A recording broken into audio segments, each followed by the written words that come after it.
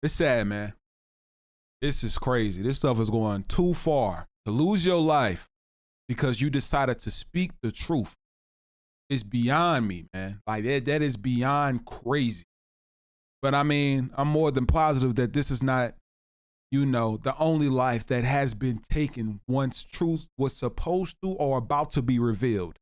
And I know a lot of you all can agree with me on that, all fill in the blanks. And this is all alleged. Let's get that. But supposedly this TikTok queen is going way too soon, man. She was spilling tea on Diddy and on Oprah, allegedly. And I also want to give a huge shout out to these 4 people right now for commenting and showing some love, man. One thing I do is always appreciate the love and support that I get from the community, man, because, we done came a long way and we are on the road to 1 million supporters, man. So I just want to give you all a huge thank you for constant support, love as well. If you all want to shout out in my next video, make sure to comment something, like the video, subscribe, and turn on the post notifications. But let's get into this right now and see what this queen had to say. Rest in peace. Make sure that y'all spam them comments down below. Definitely gone to them soon. 1 like equals 1,000 prayers just for her and her family. I know she had no idea by her speaking her truth that it would have ended up like this. Let's get into it. You want more? I'll give you more. Speaking of that J. Lulu jail time, we've got another Diddy blind item. So this is in 2013, and this was released on PR Newswire. I used to also have to do investor relations, and I used to release, write the press releases to give and send them to PR Newswire. That's funny. Sean Diddy Compton's Rock Ultra Premium Vodka team up with... So much bigger than you could ever imagine. It's the whole system. What's up, guys? Boy Benny. What is it that the authoritarian fears the most? I don't care if you're a king or a dictator or a Marxist leader or communist leader. It is always the same thing. You fear the truth.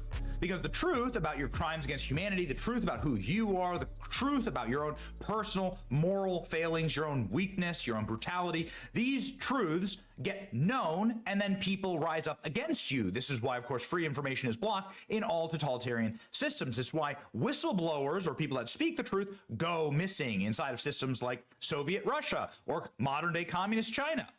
Vladimir Lenin, the founding father of Soviet Russia, had this to say: "It is true that liberty is precious, so precious that it must be carefully rationed," meaning nobody must be at liberty to question us or to know the truth. It is sort of with that table setting that we wish to talk about this very interesting little story that crossed our feed here seconds ago. Kylie Marissa Roth, controversial TikToker, dead at 36. So who is Kylie Marissa Roth? Well, I don't actually know, to be quite honest with you. I'm not on TikTok. I don't really know TikTok celebrities. It's not a platform that I particularly invest in for a lot of different reasons, but this was a TikToker that had a big following, that had 221,000 followers, 5 million likes, and apparently had millions more followers, but TikTok banned their account. Why? Kylie Marissa Roth, a TikToker known for controversial celebrity blind items, who started many of her videos with the famous catchphrase, "You want more, I'll give you more," has died at 36. It's a little strange for somebody who seems to be in decent health, right? 36 years old. I mean, you're certainly not supposed to die at that age. Kylie's sister, Lindsay, announced on Monday on Instagram, claiming the content creator died last week. "We don't know what happened yet." A little strange for the sister to be saying. "I know she touched many people with her humor, intelligence, beauty, gossip, activism, athleticism, and more. She had many gifts. If anybody is connected to Kylie, I'm here to talk and share memories."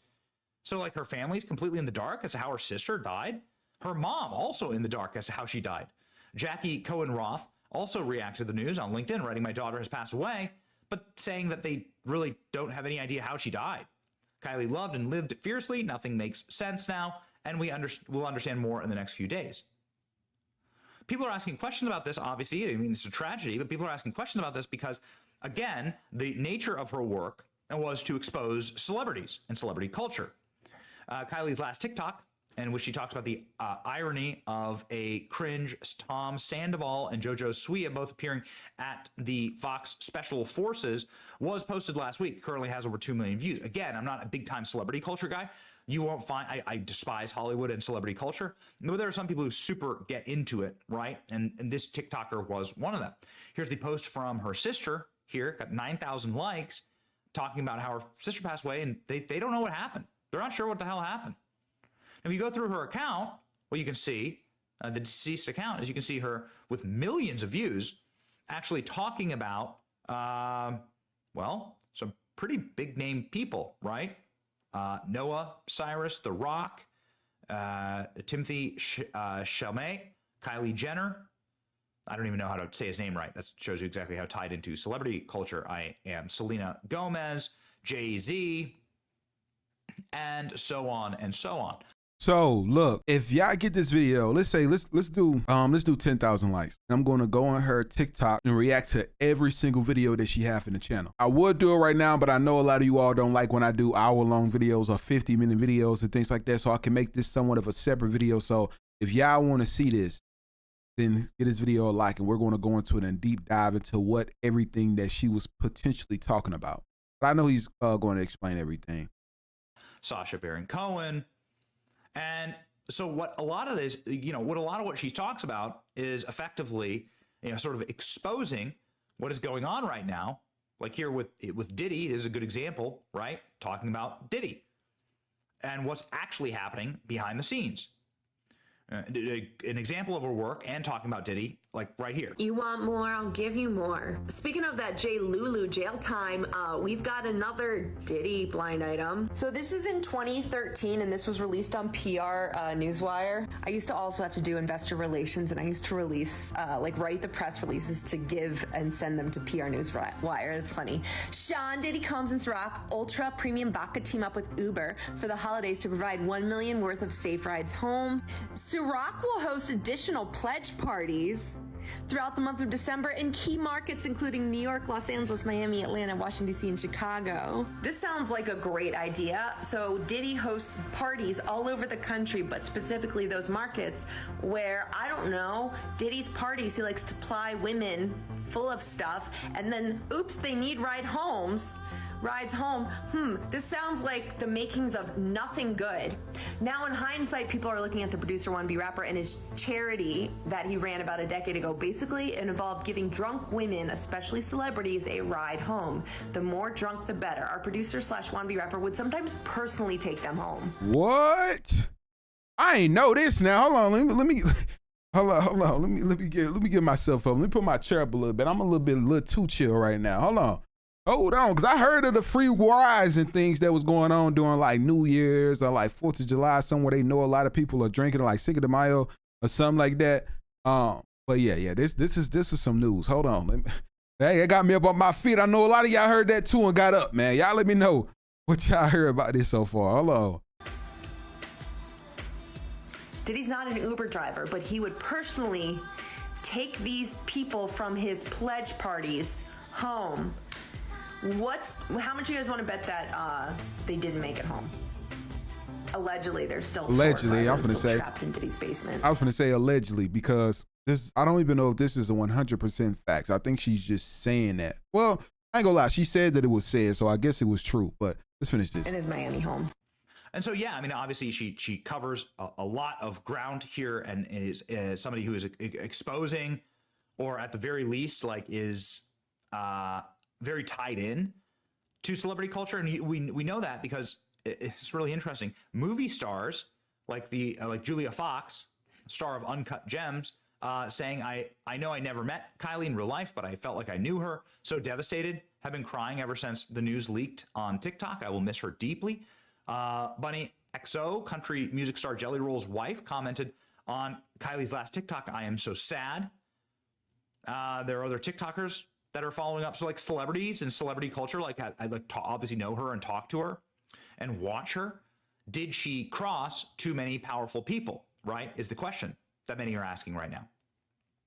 I don't know. Because I had to cross some powerful people on my channel. I know seen. So I got hers on my arm right now that's standing up because I'm like, dang, if this happened to her, it's people who expose them more than me, but I'm exposing some stuff. But yeah, it might just be how tight my shirt is. I know I'll be wearing these little tight, wrinkly shirts, so it might just be because my shirt wrinkled tight, but yeah. So Kylie Marissa Roth, famous TikToker, has been found dead with no cause of death given. She recently uploaded videos exposing Oprah and Diddy. The family is unsure about what caused her death. Last week, leading up to her passing, she was having issues with her account with over 700,000 followers being banned. So again, A lot of people are saying, like, what's going on here? Very, very, very odd. And a lot of those people are asking, did this have something to do with the exposing of Diddy? She has a lot, based on our review of her channel, she has a lot of focus on the Diddy story, and for good reason. I mean, obviously, right? Like, for good reason. There are cameras, hidden cameras found all over Diddy's house. Like when the feds raided the house, you know, the house looked like this on the inside, and they ripped up everything looking for electronics. You can see the footage of the feds carrying out electronics, computers, hard drives from the house. Man, when I tell y'all it's not like them electronics, you might think the stuff delete, but they literally have it in a world to where no matter how many stuff, like how much stuff you delete on this phone, it's always available and accessible to the Fed. Like they have some type of software, like even on your surveillance, like they can literally bring up anything that you deleted. That's how cold they is. It's crazy though. So, and when y'all thinking y'all recording y'all little videos, y'all know what I'm talking about, them videos when y'all getting intimate. You know what I'm saying? Sending them to your little husband or your wife or your sneaky link or something like that. And you like, oh, it's gonna get deleted. Something happened, them feds take your phone, they go see all them videos and pictures you sent. Surely Diddy recorded somebody who he shouldn't have in his freakout parties, right? And got either a politician or somebody famous, somebody who could like call in a federal raid like this. And that's what happened to this guy. Look at this. Look at the servers, the safes cracked open, and the electronics strewn about. That's what the feds were after here. So what are people who knew Diddy saying about all of this? Well, various rappers are saying, yeah, we knew what you were doing. You had a hard drive with all of these tapes on them, and you were trying to hide them, right? Check it out. But he needed to build a spot over there in Valley for his boy Puffy. I warned Keefy D to take his ass over there. There's no extradition laws over there. So I'm warning you now, Puffy. Take your ass over there. Reggie prediction. I know Puffy is smart enough, and he probably done already cleaned his houses. But sexual predators, what do they do? And we'd be like, damn, why? They treat their sex tapes like, y'all remember that song, Me and My Girlfriend, that Pac did? Mm-hmm. You know what he was talking about? Me and my girlfriend. What was Pac talking about, y'all? And that. Do y'all really know what he was talking about? For those of y'all know what he's talking about, he's talking about a gun, but sexual predators is what hold on to their tapes. And cops know that. So I wouldn't be surprised if some storages or some of Puffy properties be getting raided real soon. Well, isn't that interesting? Because lo and behold, just a few short weeks ago, we saw the government agents raiding Puffy's properties and seizing tapes, hard drives, computers, laptops, and various data centers from them, along with, of course, arresting his direct family members, or at the very least placing them under arrest by putting them in handcuffs and bringing them out of the house like this.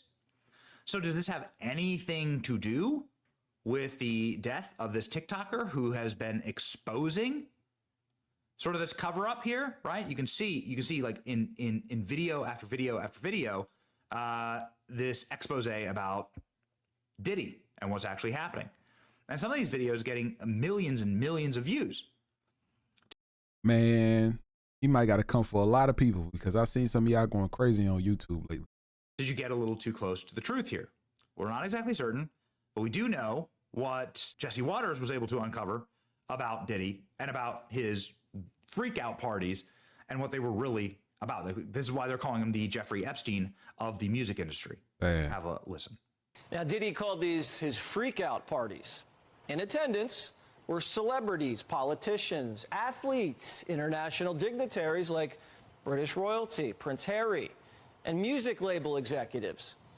Lil Rod claimed some of the biggest names in the recording industry sponsored these parties with sex workers, drugs, and underage girls. The CEO of Universal Music, Lucian Grange, is named as a defendant. So is the former CEO of Motown Records, Ethiopia Habert Mariam, and others. Lil Rod says hidden cameras were in every room of Diddy's homes. Lil Rod believes that Mr. Combs possesses compromising footage of every person that has attended his freak-off parties and his house parties. This is literally Jeffrey Epstein point two. Salacious tapes of Hollywood's biggest names, including record CEOs and politicians, doing drugs and cavorting with prostitutes and minors. The complaint argues that these freak-off parties were a business model. Young and up-and-coming talent attended and were promised career opportunities and access to music executives. They were then plied with drugs and alcohol, filmed. Some were blackmailed. There was a quid pro quo, according to the complaint. Lil Rod said not only were these music executives sponsoring these parties, they were handing Diddy large sums of cash that he used to pay for the sex workers and drugs. Something tells me the IRS is going to be interested. So let me ask y'all this, right? Because I do feel like that this does remind me of the whole Epstein situation. It's just a matter of like, what was on them tapes to the point to where somebody would have been embarrassed and just did something crazy? Because I know a lot of people, I've seen it in some of my comments that people were saying, like, I mean, shoot, if they would have released my video, I would have ever did nothing crazy for them. I just would have told them to release it. But it's like, bro, just imagine it looks like that you're partaking. Like, you're like, yeah, this girl, she down for you. You know, she thinking she down for you. You like, you getting them vibes from her. You know, you take it to the back, you do your thing the whole time. This girl been missing for 12 years. You know, like that probably do something to you mentally and you don't want to get in trouble for it. So I could see why and how that stuff went on. You know what I'm saying? Like you said, underage women as well that allegedly could have been involved in this type of situation to why it could have looked crazy. So I definitely understand why. That's why I said it's literally like Epstein, but black. And that's probably the best example that I can give you. I don't even know the difference between the two. You know what I'm saying? The only difference I say is that one was on an island and one was possibly in Hollywood. But other than that, I don't really see no differences between the two and what's going on. But I do see a difference in how they're handling everything.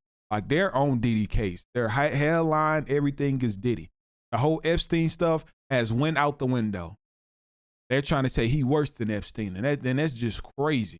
But y'all know what happened to Epstein when he got locked up, so don't be surprised if things go on with Diddy and they arrest him, and the same thing happened. So we'll go see what's going on, man. If y'all enjoyed this video, please give it a huge like. Like I told you all, let's get 10,000 likes, and we'll go ahead and go through her channel and dissect every single video. It's probably going to be a while. It's probably going to take a while. We can do it on live, whatever it is, just so y'all can see what's really going on, you know.